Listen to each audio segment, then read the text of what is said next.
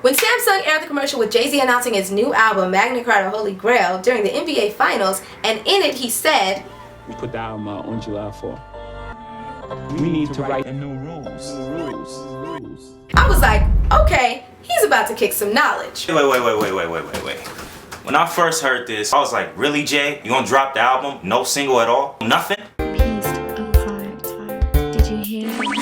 What up, y'all? Welcome to Piece to Part. I am your host, Miss Ruby, from the channel Miss Ruby. And as you can see, I've got a guest on the show today to help me give you the realest album review you're gonna get of Jay-Z's new album, Magna Carta Holy Grail. He goes by the name of CjCity. If you're into rap battles, you can check his channel out to see full rap battle breakdowns, bar for bar breakdowns, smack URL, king of the dot, all that. Okay, so Magna Carta Holy Grail has already been certified platinum by the RIAA, who reluctantly changed their system up after Jay-Z got Samsung to purchase 1 million copies from him to give away for free on the 4th of July. Yeah, that's crazy. I feel a lot of people probably mad at the situation. I mean, conventionally, he probably didn't do it the right way, but that's what the album's about, new rules. He technically sold 1 million copies just to a phone company. Exactly. So, overall thoughts on this album. First listen, mainly everything that stood out had nothing to do with Jay-Z. It was the production, it was the features, it was the singers.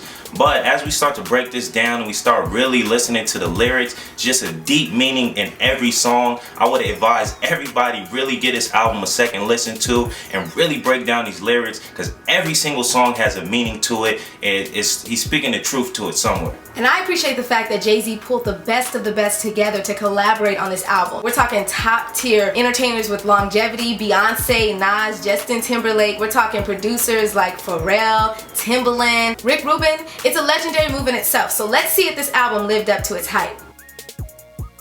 So first song, Holy Grail, Justin Timberlake was on it. I feel like he just absolutely just killed the hook. I mean, that's what really made me want to listen to this song over and over again.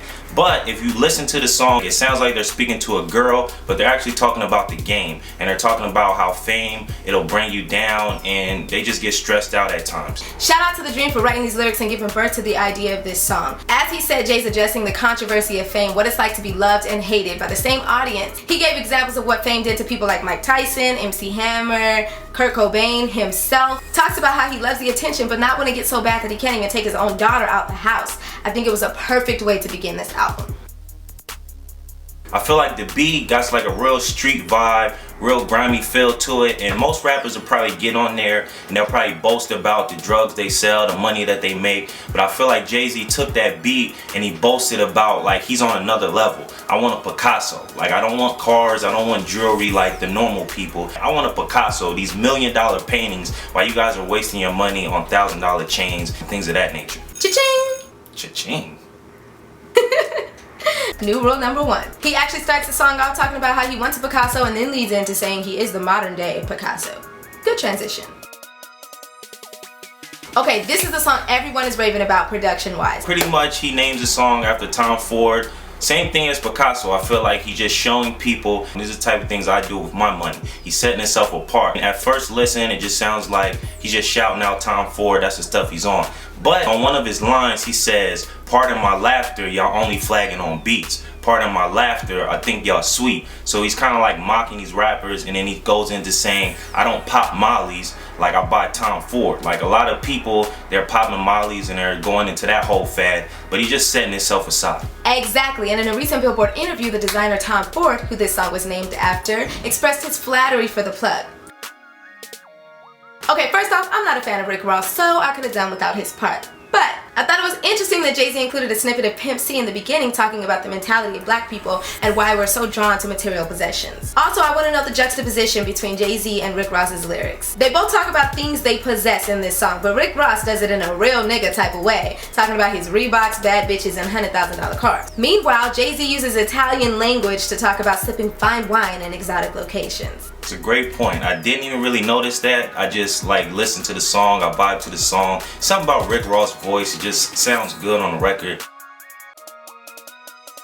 I just like the angle that they were able to take on this song. They were just talking about how their ancestors used to come over here, be brought on boats as slaves, but now those same black men are on boats, yachts, and they're celebrating and pouring champagne in that same water. These lyrics really run deep, and it probably has a lot to do with Frank Ocean's style. It's a feel-good song that I'd really have to piece apart for you guys to understand.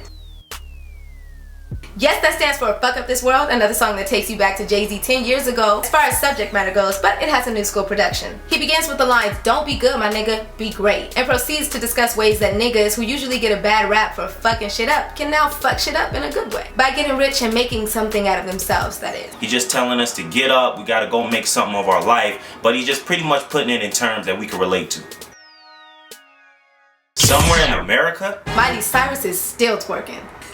So this is the first song on the album where I actually feel like it's just filler. I feel like Jay-Z just kind of like free writing. It just sounds like he's just freestyling the whole record, to be honest. Yeah, like it's not bad, but the only thing that stands out to me is when he gets on Miley. He's kind of playing off of like saying somewhere in America, Miley Cyrus is still twerking, and that's okay with you guys. Like if black women are twerking, they call them ratchet, but like this girl from Disney is doing it, and it's just funny, and that's it. It's nothing really big, so only in America that can happen. Only in America.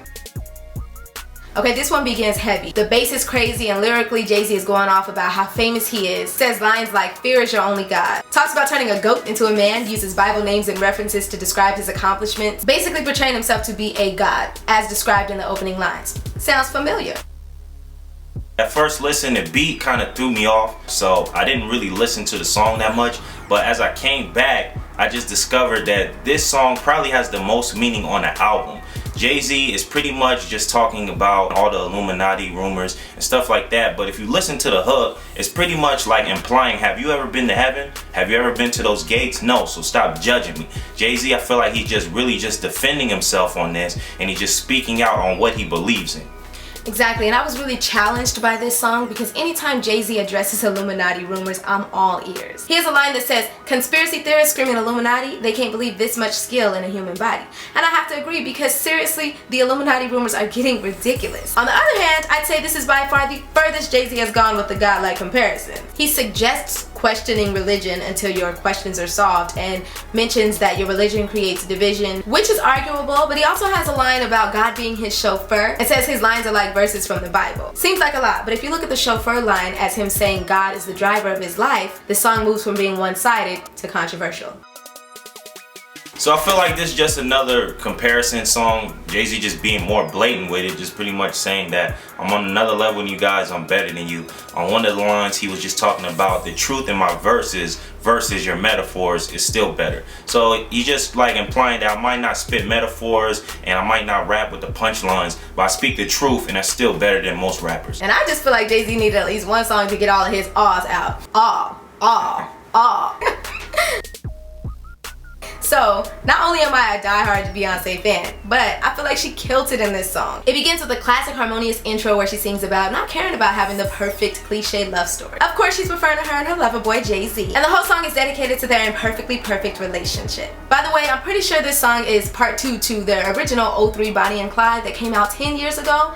Why? Well, because Bonnie and Clyde came out at the beginning of their relationship when the powerful alliance was formed, and since then, they've done a lot of damage to the industry. So now, they're on the run together. I just don't really like when people like have a message to a song and they don't even try to hint towards where they were going. Like, my first listen, I listened to the song was cool, the hook stood out to me, but I didn't really like the song too much.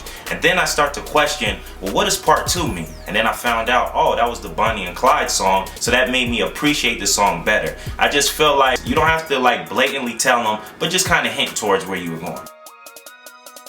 Okay, this is another beat that sounds like it could definitely be on Kanye's album Yeezus. But yeah, I feel like the phrase beach is better is explained in the middle of the song where he says, "I brought sand to the beach because my beach is better." A phrase that usually implies things like, why bring a girl to the club when there's plenty of girls here? It's unnecessary. But in Jay's case, his sand is like everything he's got. His money, his career, his girl. He doesn't need anything from anybody. I just feel like it's a waste of a beat to me. I mean, the song was like 52 seconds. He had some pretty cool lines on there, but I just didn't understand the overall concept. I mean, only line I was kind of feeling is, as long as you take, you better look like Halle Berry. Sound kind of familiar to me. What you saying? Song definitely sounds like a single. I hear Pharrell all up in and throughout this joint, and it's definitely not the mood you'd expect from a song featuring Nas. I feel like they're talking about coming from the drug game, how they used to sell drugs, and now they're just celebrating where they've come from. Jay-Z dedicates this record to his daughter, and I really appreciate that. Like, as a man, Jay-Z was just talking about how he didn't have a father figure in his life, so that way he was hugging the block. but he really wants to be there for his daughter no matter what. And he just has a lot of scenarios. Even one of the scenarios he was just talking about, if him and Beyonce were to break up, she not about to get joint custody of my kid because I want to have my kid, I want to raise my kid. Just plays off a lot of scenarios. And I just think the song is real deep and I like it. So special, and I really appreciate the sample choice in this song on top of the B.I.G. ad-libs scattered throughout it. The lines from Mommy Dearest that remind you how horrible a parent could be, but exemplifies Jay-Z's point of view and his worries about parenthood. I like how this song follows his ode to Blue Ivy by giving it up for his whole fam. He gives quite a bit of praise to his loved ones while still retaining the head of the household title, demanding respect. Next song, Nickel and Dime. When I hear that term, I just think of people that's nickel and dime and trying to make it to the top, just on a slow grind. I feel like Jay-Z started off there as that person who was nickel and diming his way to the top, and then he starts to progress and he starts talking about I am that person at the top. Now he just kind of conflicted what he should do with that money. Should he help people just because, or should he just help people out of guilt because he has the money? He even has a line on there where he says, I got a problem with handouts. I took the man route to present opportunity. That's the plan now. And I feel that line because I always said when I get in a position and I have money, I'm not going to just be buying people cars and houses. I'm going to just present them with opportunities for them to make money.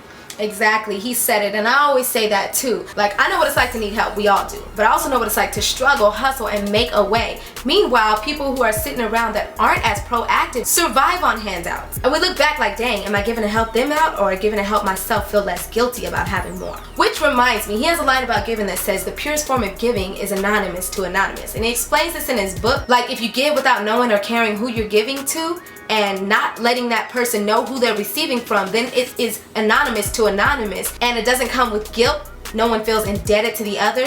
It's pure, it's free. That's a more money, more problem type of moment. So that pretty much covers our review. Thank you for listening. On a scale of 1 to 10, I'm still figuring that out. I want to listen to it a little bit more to get a better feel for it, but so far he's trading along to 8 or 9. Tell us what you guys think below though, alright? Thumbs this video up if you liked it, subscribe if you loved it, but make sure you don't go until you leave your piece in the box below. Thank you for joining the discussion. Thank you for stopping by Piece to Part Music. It's Miss Ruby signing off.